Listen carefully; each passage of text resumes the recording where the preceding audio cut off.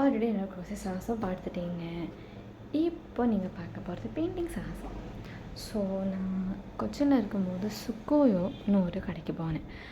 அங்கே நிறைய arts and கிராஃப்ட்ஸ்க்கு stationeries ஐட்டம்ஸும் நிறையா இருந்துச்சு. ஸோ அங்கேருந்து அமுக்கினது மீன்ஸ் திருடலை, வாங்கினது தான் இந்த போஸ்டர் கலர்ஸும் 4 ப்ரஷ்ஷும். வெட்டியாக இருக்கும்போது சரி கலர் அடித்து ஏதாச்சும் சேட்டத்தோட பண்ணலான்னு நினச்சி தான். ஸோ இன்றைக்கி அது மாதிரி நம்ம டேமேஜ் அதாவது கொஞ்சம்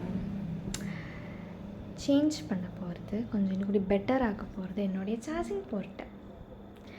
எல்லாத்துக்கும் தெய்வமான என் சாமியான பின்ட்ரெஸ்ட் கிட்ட கேட்டப்போ பின்ட்ரெஸ்ட் எனக்கு நிறைய ஐடியாஸ் கொடுத்துச்சு. பட் எனக்கு அதுலேருந்து பிடிச்ச ஐடியா வந்துட்டு இது தான்.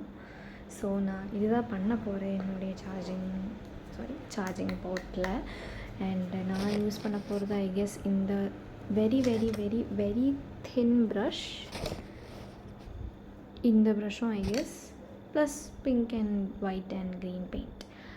ஸோ பண்ணலாம். பாட்டிக்கிட்டு அப்படியே நான் பெயிண்டிங் பண்ணி முடிச்சிட்டேன்.